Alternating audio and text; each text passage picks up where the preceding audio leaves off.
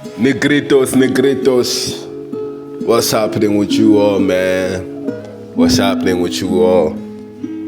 Another random pod today. I just kind of want to talk about a few things on the brain. It's not an important episode, so if you were looking for some vital information, listen to the one before this one or listen to something else completely. But other than that, welcome back to KhumalosWit, ladies and gentlemen. I am Ash Khumalo, the host with the most. I'm joking, I have nothing. I grew up as a minimalist, but not by choice. You know what I'm saying? The economy kind of decided that one there. And yeah, taught myself how to like it. You know, when you grow up in difficult conditions, bro, like people don't think of this, but most of the time, if your childhood, like if you were raised in the rubbles, you know what I'm saying? Like most of the time you noticed afterwards when you come out of it. Like I was thinking about my life the other day, like not to be too graphic, but I was thinking at one point, the family was so down bad, I used to use newspapers to wipe my ass. And you do your business somewhere out in the woods and then use a newspaper to wipe it. Or you would scoot on the ground like a crab or something. Like, you know what I'm saying? Like, and it's so funny to think back on all of it.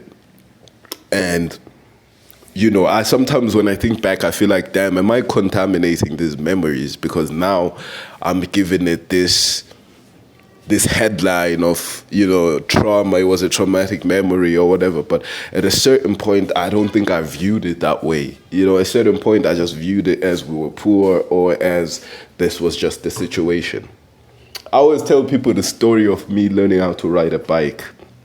I remember this quite well. It must have been '03. Yes, '03. A nigga was 5 years old. The bike wasn't even mine. I think it was a neighbor's bike. It had no handles. I literally had to hold the little pole on top of the front wheel because there was no handlebars. And got on top of that, just started riding it, bro. You know what I'm saying? Fell a couple of times, got back up, rode it. And then from that day, I never...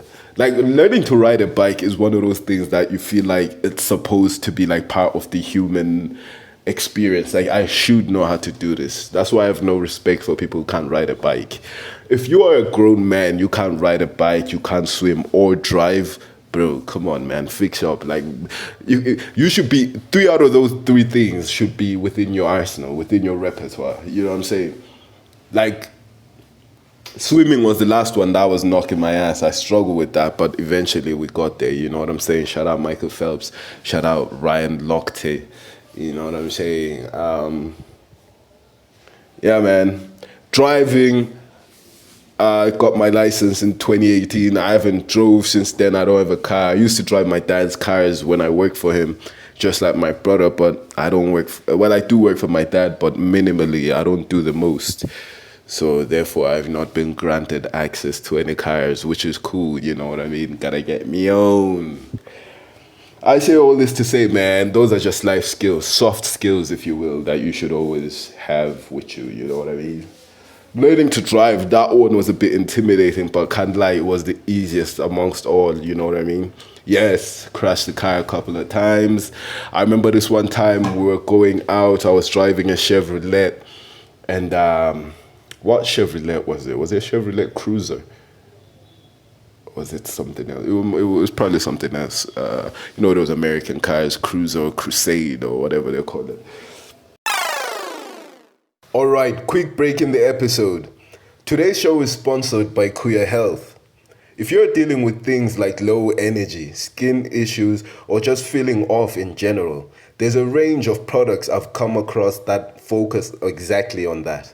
From charcoal-based detox support to products aimed at improving overall skin and blood health. It's one of those low-key finds that makes a difference over time, especially if you're trying to get your body right from the inside out. I'll leave the details in the description if you want to check it out, but yeah, let's get back into the episode. So anyway, bro, I'm in the car, I'm driving, I have Shorty next to me. Broski is in the back with his girl, right? And I'm doing my thing, I'm feeling myself driving, I'm kissing Shorty, whatnot. as I drive past, like near Roundabout, there's no sign that says Roundabout or those little signs that are black and yellow. No, it's literally an incognito roundabout for whatever reason. So I just drive straight through the thing. It's not afterwards, and I'm like, oh shit, like why is it so bumpy? Like why is the middle of this road just randomly bumpy? What kind of intersection is this, bro? The car ended up like, I couldn't brake fast enough, so I ended up touching, like barely like touching some other nigga's car. Turns out these niggas were gangsters and stuff. They have fucking guns in the car and drugs and whatever. So now he stops the car. He's like, yo, dog, like you can't go on with your night. You're gonna have to pay for this. I'm like, broski, I have no money on me. What do you mean pay for this? He's like, well, you just fucked up my car. I'm like, fucked up where? I barely tapped it, my brother. Like, these things happen, you know what I mean? We're on the road. We're bound to make a little bit of contact sometimes.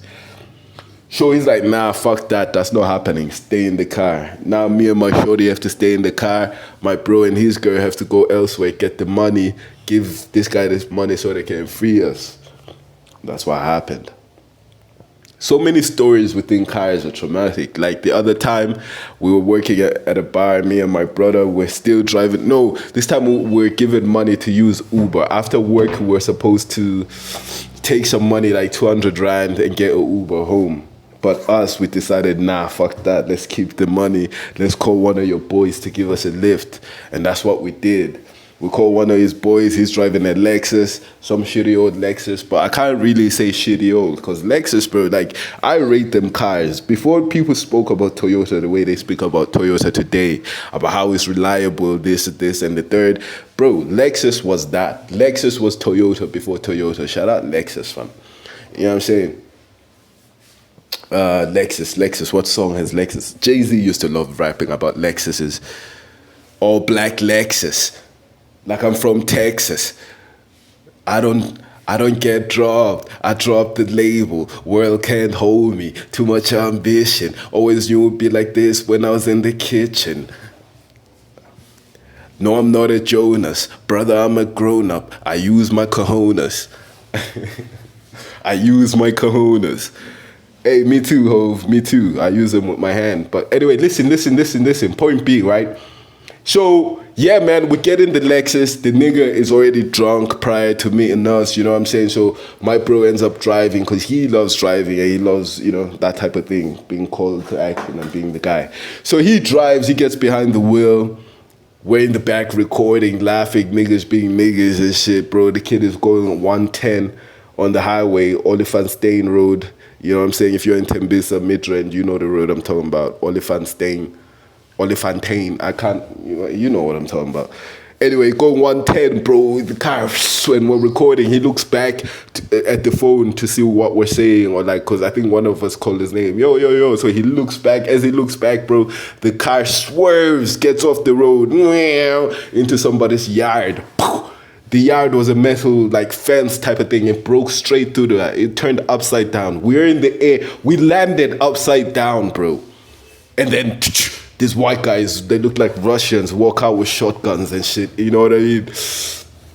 I'm fucking dazed. Like, I'm not injured physically, but I'm dazed, fam. I'm like, what the fuck is going on? I remember getting out the car, crawling out the car, and then standing up and thanking God that everything is intact.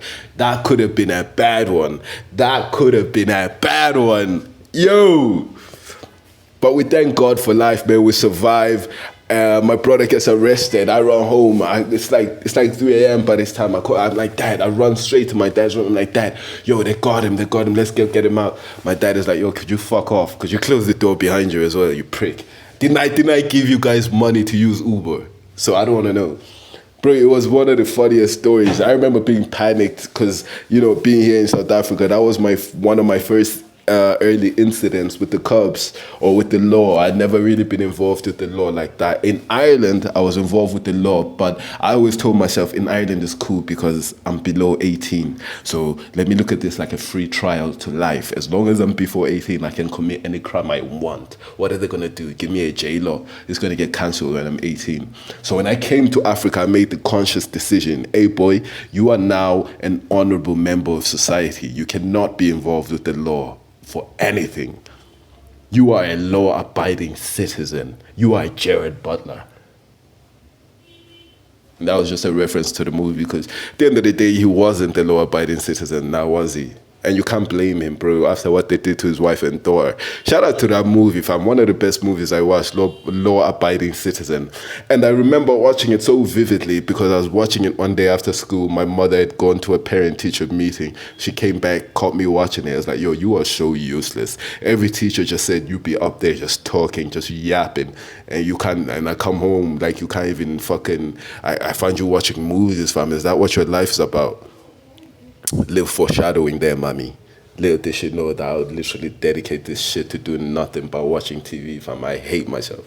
But no, this is just a little story time. Thank you so much for listening. You know, I thought let me give you a little bit of me. These are my stories about cars and vehicles and whatnot. I got plenty more, as you know, but this is a little something I wanted to share with you and you know, give you some content, make sure you're well entertained, make sure you know that I care, make sure you know that I'm here, and this is our year. You feel me? KhumalosWit, Ash Khumalo signing out. Take it easy. Go on, Delilah. Hey there, Delilah. What's it like in New York City?